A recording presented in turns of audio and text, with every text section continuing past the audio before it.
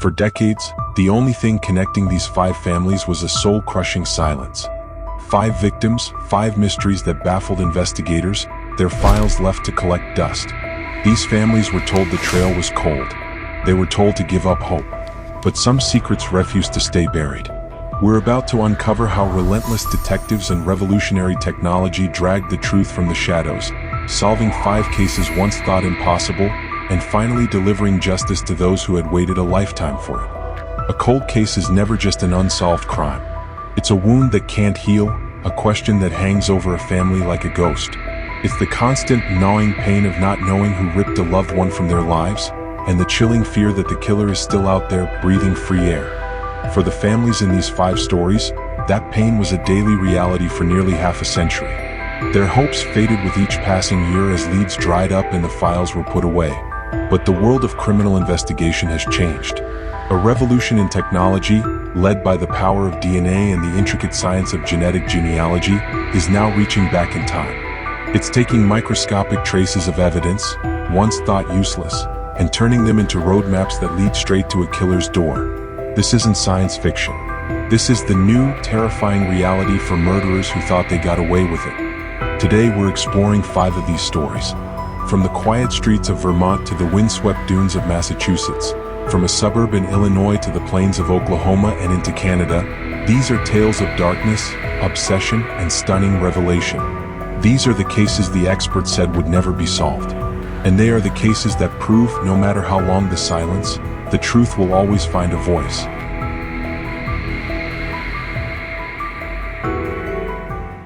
Burlington, Vermont, in the summer of 1971, was a town that exuded a sense of security and tranquility.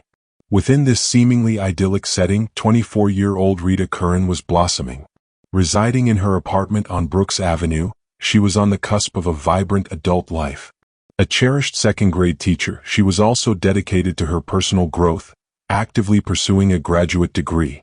Having recently moved out of her parents' home, Rita embodied independence and vitality, with an entire future brimming with promise awaiting her. However, this hopeful future was brutally extinguished on the night of July 19th. Rita's roommate returned home to discover a scene of unimaginable horror. Rita had been viciously attacked, sexually assaulted, and ultimately strangled to death in her own bedroom. The state of the apartment vividly conveyed the story of a desperate and violent struggle for her life. The sheer audaciousness of the crime sent shockwaves through the small, close-knit community. Police immediately launched an intensive investigation, interviewing countless individuals and meticulously collecting every available scrap of evidence. Yet, as days bled into weeks, no credible suspect emerged. The case grew cold, settling into the painful reality of becoming Burlington's oldest and most haunting unsolved murder. For an agonizing 52 years, Rita Curran's name remained inextricably linked with this profound mystery. Her parents tragically passed away without ever knowing the identity of their daughter's murderer. Her siblings, Tom and Mary, were left to carry the immense burden of this trauma for the majority of their lives. Despite the passage of time, the police never abandoned the case. However, the investigative file only continued to grow thicker with a multitude of dead ends. Over the decades, hundreds of tips were diligently pursued, each one leading nowhere. At one point, investigators were so desperate for a lead that they even considered the notorious serial killer Ted Bundy as a potential suspect, a testament to the frustration and lack of progress in the case. Among those questioned during the initial investigation were a couple living in the apartment directly upstairs, William and Michelle DeRoos. William, who already had a documented criminal record, and his new wife, Michelle, claimed they had been home all night and had heard absolutely nothing suspicious. Police accepted their alibi at the time and shifted their focus elsewhere. The profound silence that followed was an agonizing ordeal for the Curran family. As her brother Tom later articulated, reflecting on the enduring pain, "I don't think so much about the guy who did this as I do about Rita, my parents, and what they went through." Remarkably, a single minuscule piece of evidence, painstakingly collected from the crime scene back in 1971, held the ultimate key to solving the mystery the entire time. This crucial artifact was a lone cigarette but found near Rita's body. For decades, it remained just another item in the evidence locker, its true significance unrecognized. However, in 2014, a groundbreaking advancement in DNA technology allowed for its testing. A DNA profile was successfully generated from the cigarette butt, but frustratingly, it did not yield a match in any existing criminal databases, leading to yet another frustrating dead end. Despite this setback, some dedicated detectives, most notably Lieutenant James Trebe, steadfastly refused to allow Rita's case to simply fade into obscurity. In 2019, they decided to explore a relatively new and promising investigative avenue: genetic genealogy. The DNA profile was sent to Parabon Nanolabs, a specialized company in this field. Genealogists there embarked on the painstaking and intricate work of constructing a family tree in reverse, meticulously searching for the genetic ghost that matched the DNA profile. Finally, after diligent effort, they uncovered strong genetic connections that pointed definitively to one man: William DeRoos, the very upstairs neighbor who had been questioned way back in 1971. To ensure absolute certainty, police located a living half-brother of DeRoos, who willingly provided a DNA sample. The subsequent comparison yielded a definitive match, unequivocally confirming that the DNA on the cigarette butt belonged to William DeRoos. With their long-sought suspect finally identified, investigators swiftly tracked down his ex-wife, Michelle DeRoos. This time, her carefully constructed alibi from 1971 completely crumbled under questioning. She confessed that she had indeed lied to the police all those years ago. She admitted that on the night of the murder, she and William had engaged in a heated argument. In a fit of rage, William had stormed out of their apartment, ostensibly to cool down. When he returned, he sternly warned her to lie to the police on his behalf, and out of fear or complicity she had complied. The newly revealed timeline perfectly fit the known facts of the crime. DeRoos, a man known to be prone to violence and now in a state of rage, left his own apartment, found his way into Rita's apartment and brutally murdered her. Soon after the crime, he and his wife hastily fled Vermont. DeRoos eventually moved to Thailand, where he reportedly became a Buddhist monk, before eventually returning to the U.S. However, he would never face justice for his heinous crime. William DeRoos died of a drug overdose in a San Francisco hotel room in 1986, long before the advent of the DNA technology that would ultimately expose him. In February 2023, after more than 5 decades, the Burlington police officially closed the 52-year-old case. While it was not a trial, and the family never saw their loved one's killer held accountable in a courtroom, it was nonetheless the truth, a final, long-overdue answer that finally brought an end to a lifetime of not knowing for Rita's grieving family.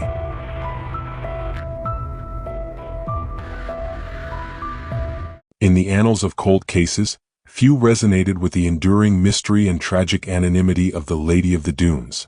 For nearly 5 decades, she remained a haunting presence in the desolate landscape of Provincetown, Massachusetts, her identity erased by a brutal act of violence. The discovery on July 26, 1974, in the remote Race Point Dunes, was a scene of unspeakable horror. A woman's body stripped bare on a beach blanket, bearing the hallmarks of a savage murder. Her hands had been deliberately severed, a chilling attempt to prevent identification through fingerprints. Her head, so savagely bludgeoned, was almost completely detached from her body, making facial recognition impossible. She became a local legend, a spectral figure forever tied to the windswept dunes, the oldest unidentified murder victim in the state, a ghost known only as the Lady of the Dunes. The questions that echoed through the decades, who was she? Where did she come from? Were met with an agonizing silence. The initial investigation quickly devolved into a labyrinthine journey into a black hole. Without a name, without any immediate leads, law enforcement found themselves with virtually nothing to pursue. Over the years, despite the despair, efforts to identify her never truly ceased. Her body was exhumed a staggering 3 times, each instance driven by the advancements in forensic technology, hoping that new techniques would yield the elusive clues. Clay reconstructions of her face were painstakingly crafted and circulated widely, desperately hoping to spark a flicker of recognition in someone, somewhere. Theories, both plausible and outlandish, swirled around her identity. Was she a victim of organized crime, perhaps connected to the illicit activities of the era? One of the more famous, if ultimately unfounded, theories suggested she was an extra in the iconic movie Jaws, which happened to be filming in the vicinity that very summer. Yet, every lead, every hopeful theory, ultimately led to a dead end.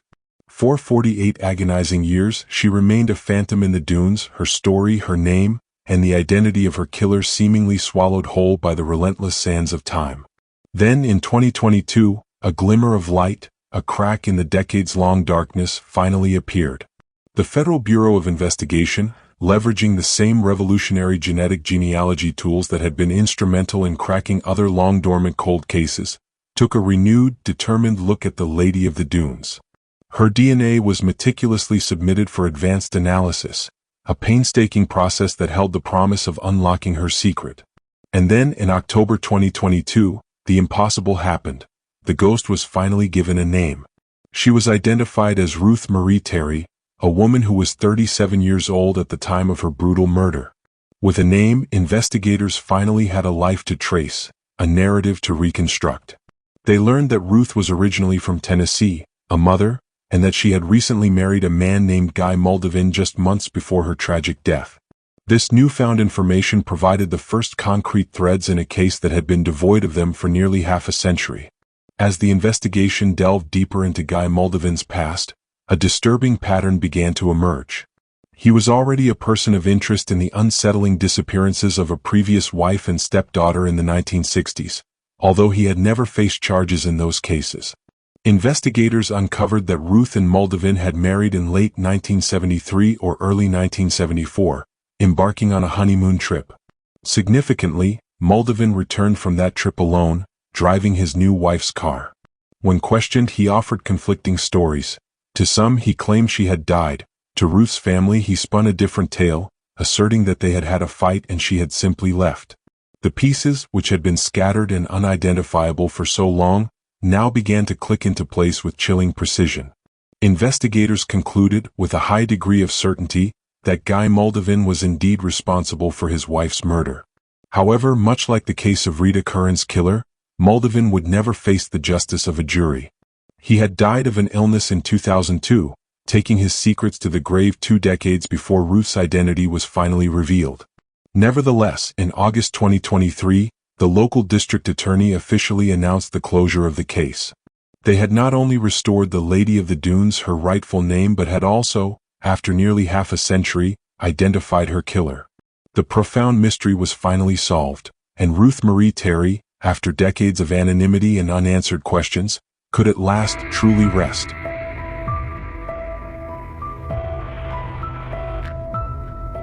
The quiet streets of Calgary, Canada in 1976 became the backdrop for a family's worst nightmare. Pauline Brazeau, a vibrant 16-year-old Métis teen who had journeyed from Saskatchewan, was a single mother fiercely dedicated to building a life for herself and her infant daughter. She worked diligently at a local restaurant, her every effort aimed at securing a better future for her child. But in the early hours of January 9th, after her shift ended, Pauline vanished. It was the last time anyone would see her alive, a chilling void that would haunt her family for nearly half a century. Hours later, the worst fears were confirmed. Her body was discovered on a remote forestry road, miles outside the city's comforting lights. The brutality of the crime was shocking. Pauline had been stabbed 9 times. The Calgary Police Service immediately launched a major investigation, a desperate race against time to find her killer. Yet, despite their best efforts, the trail of clues grew cold almost immediately. The agonizing question lingered, echoing through the empty spaces Pauline had left behind. Who would want to brutally end the life of a young, aspiring mother? Her 7-month-old daughter, a tiny beacon of innocence, would grow up with no memory of her mother's loving embrace, only the harrowing, incomplete story of an unsolved murder. The years that followed were a relentless march of pain and unanswered questions for Pauline's family. The case, a persistent wound, was revisited by dedicated task forces in the 1990s and again in the 2000s. Each attempt a renewed surge of hope quickly met with the same impenetrable wall of silence. The killer remained a phantom.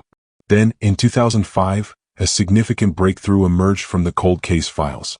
Investigators, through advancements in forensic science, were able to develop a comprehensive DNA profile of the suspect from the meticulously preserved evidence found on Pauline's body.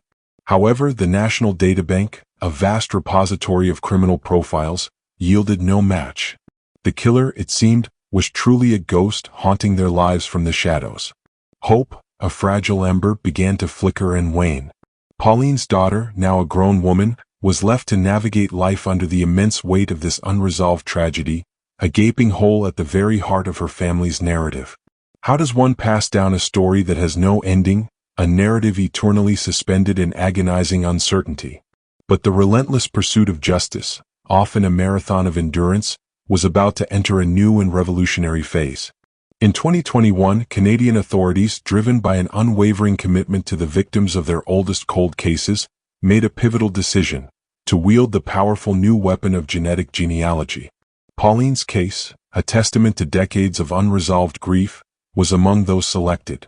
They forged a crucial partnership with Othram Incorporated, a cutting-edge forensic genealogy lab based in Texas, whose expertise lay in meticulously hunting for ancestral connections through public DNA databases.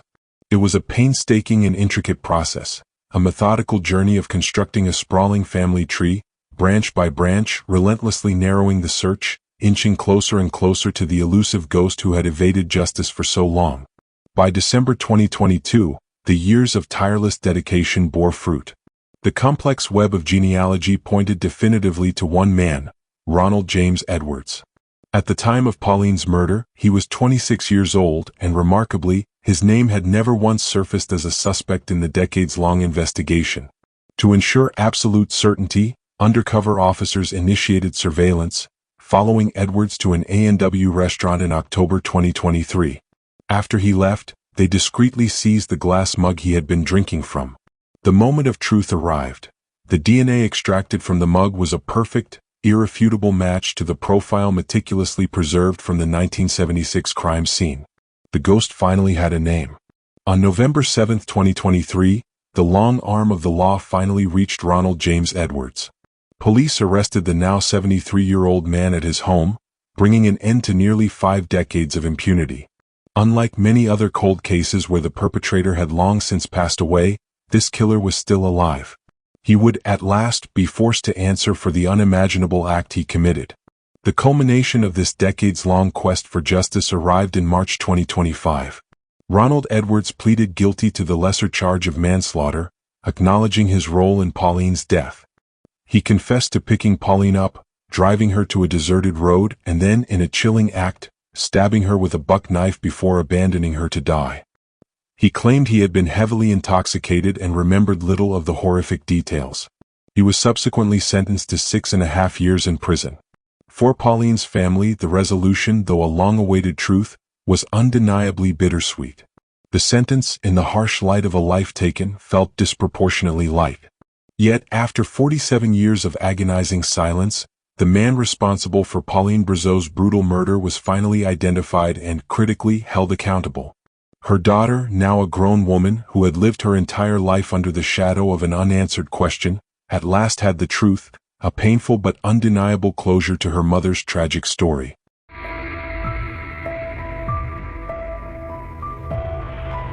In the quiet suburb of North Aurora, Illinois, a family was plunged into a nightmare that would span decades. The evening of March 29, 1979, began like any other for 19-year-old Kathy Halley. She left her apartment, intending to make the short drive to pick up her sister from work, a routine act that would forever remain unfinished. Kathy never reached her destination, vanishing into the night and leaving behind a chilling mystery. The immediate aftermath was a whirlwind of frantic searching. Her car was soon located in the apartment's parking lot, but what lay within transformed a missing person case into something far more sinister. A large pool of blood stained the floor behind the driver's seat. This wasn't just about a lost loved one, it was about a violent act. For nearly a month, a community united in a desperate search, volunteers tirelessly combing the area for any sign of Kathy. Then, on April 24th, a grim discovery was made. A 12-year-old boy, fishing in the tranquil waters of the nearby Fox River, stumbled upon her body. The case was officially reclassified as a homicide, yet with no witnesses and precious few leads, the investigation quickly grew cold, leaving Kathy's family in an agonizing state of limbo. For an agonizing 45 years, Kathy Halley's murder remained an open wound, a constant source of pain for her family. They were trapped in a state of suspended grief, understanding the tragic outcome but not the identity of the perpetrator. The turn of the millennium brought a flicker of hope with the advancements in DNA technology. However, initial tests on samples from individuals connected to Kathy, offering potential avenues for resolution, all came back negative, reinforcing the frustrating stasis of the case. The passage of time seemed only to solidify the mystery, freezing the investigation in an impenetrable block of unsolved sorrow. The family's profound anguish was compounded by a terrifying reality that had taken root within their community. Throughout the late 1970s and early 1980s, a disturbing pattern emerged. A string of young women in the area had been subjected to assault or murder. A predator was undoubtedly at large, instilling fear and uncertainty, yet law enforcement struggled to establish a definitive link between these heinous acts. They were, in essence, battling an unseen enemy, fighting in the dark against a force that seemed to elude capture and identification. A crucial breakthrough in Kathy's cold case finally arrived, not from a re-examination of her own file, but from an entirely separate investigation. In 2019, police in the town of Lisle were diligently re-examining the 1976 murder of a teenager named Pamela Maurer. Employing the cutting-edge technique of genetic genealogy, they achieved a monumental identification. Pamela's killer was a man named Bruce Lindahl. Lindahl was a known predator with a dark history, though he had died in 1981. This DNA match, however, definitively proved his status as a serial killer, linking him to a broader pattern of violence. Suddenly, Bruce Lindahl's name resonated within the North Aurora Police Department. A critical question emerged. Could he also be responsible for Kathy Halley's murder? The possibility spurred immediate action. In 2020, they formally reopened her case, demonstrating a renewed commitment to justice. Old evidence, specifically samples from Kathy's clothing, was carefully extracted and sent for advanced testing at DNA Labs International in Florida, a facility renowned for its expertise in forensic analysis. The long-awaited answer arrived in August 2024. The lab's findings were groundbreaking. They had successfully extracted a male DNA profile from Kathy's clothing. The statistical probability of this DNA belonging to anyone other than Bruce Lindahl was astronomically low, a staggering 1 in 9.4 trillion. It was an undeniable, direct hit. Further investigation by authorities revealed that the chilling patterns observed in Kathy's murder were terrifyingly consistent with Lindahl's other documented crimes, solidifying the link. Bruce Lindahl's life met an end as violent as his actions. In 1981, during the brutal act of stabbing an 18-year-old man to death, he accidentally severed his own femoral artery, leading to his demise from blood loss. He died without ever being held accountable for the reign of terror he inflicted upon countless victims. Yet, his DNA, a silent witness, could not remain hidden forever.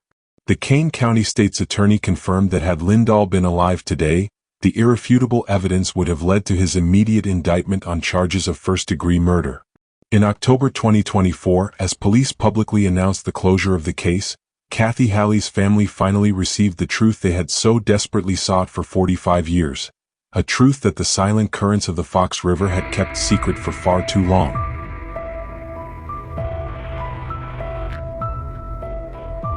Our final, and perhaps most poignant, case transports us to the heartland of America, Oklahoma City. On a seemingly ordinary day, May 14, 1976, just a few months after embracing the well-deserved tranquility of retirement, 68-year-old Lela Johnston's life was brutally cut short. Her peaceful existence was shattered within the confines of her own home, where she was discovered by a neighbor. The scene that greeted investigators was nothing short of horrific. Lela had been subjected to a brutal beating, a sexual assault, and ultimately strangulation. It was a crime that not only stole a life but also cast a long, dark shadow over a quiet neighborhood. Investigators meticulously pieced together the initial clues, determining that the killer had forced his way into Lela's residence, a violent intrusion that shattered the sense of security held by the community.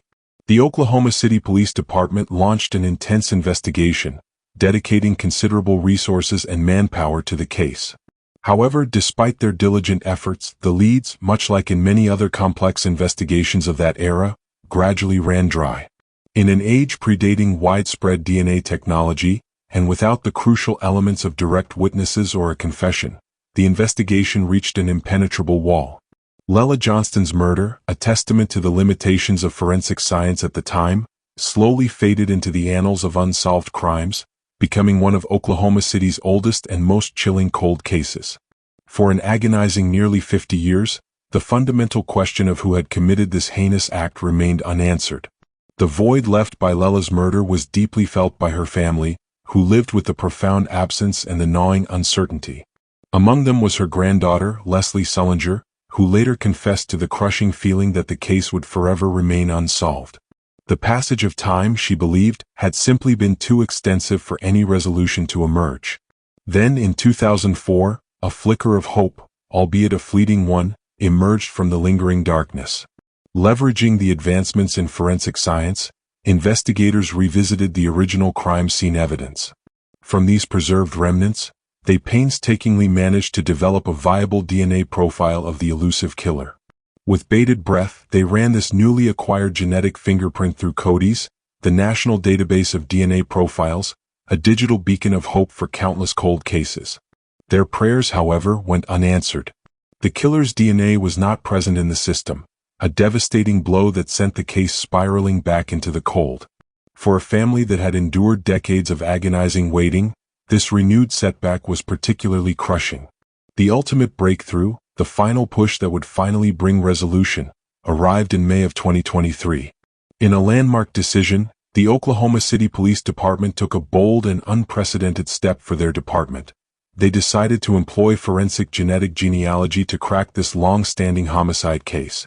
They enlisted the expertise of DNA Labs International, the very same laboratory that had achieved success in the complex Kathy Halley case, a testament to their specialized skills in this cutting-edge field.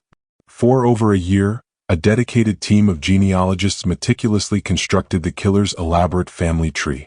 They delved into vast public databases, cross-referencing information, and painstakingly narrowing down the possibilities, inching closer and closer to their elusive target. Finally, after countless hours of intricate research and analysis, they had their man, a previously unknown individual named Charles Droke, who had been 28 years old at the time of Lela Johnston's murder. The identification of Charles Droke delivered a stunning and truly unexpected final twist to this already convoluted saga.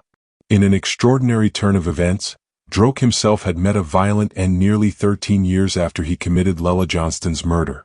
In January 1989, he was shot and killed by his own brother. In a macabre irony, a different and bloody form of justice had already found him long before the slow wheels of the legal system could catch up. While Charles Droke could never be prosecuted due to his demise, the DNA match was undeniably definitive, providing irrefutable scientific proof of his culpability. With this conclusive evidence, the Oklahoma City Police Department officially closed the Lela Johnston case, finally providing her family with the answer they had desperately sought for a staggering 48 years. Leslie Sullinger, Lela's granddaughter, speaking after the resolution, articulated the profound impact of this long-awaited closure. "I feel an inner peace now." It was a peace that had been cruelly denied for nearly half a century, a solace delivered at last by the remarkable advancements of modern science and the unwavering dogged pursuit of truth by dedicated investigators. 5 cases. 5 families shattered by violence, left stranded in silence for a combined total of over 240 years. Rita Curran, Ruth Marie Terry, Pauline Brazeau, Kathy Halley, and Lela Johnston. For decades, their stories were defined by what was unknown. Today, they are defined by the truth that was finally unearthed. These resolutions show just how far forensic science has come. Genetic genealogy is more than a tool. It's a promise to thousands of other families who are still waiting, proof that no case is ever truly cold and no killer is ever safe, no matter how much time passes. But beyond the technology, these are stories about obsession. The obsession of detectives who wouldn't let a file gather dust, of scientists who pushed the boundaries of what was possible, and of families who refused to stop searching for answers. Even when a killer is already dead, the truth provides its own kind of justice. After decades of darkness, these 5 cases prove that some secrets can't be kept forever. If these tales of justice, long delayed but finally realized, resonated with you, please like this video and subscribe to Echoes of the Unsolved. We offer more in-depth explorations of cases where the truth, regardless of the time elapsed, is ultimately brought to light. Share in the comments which of these stories left the biggest impression on you.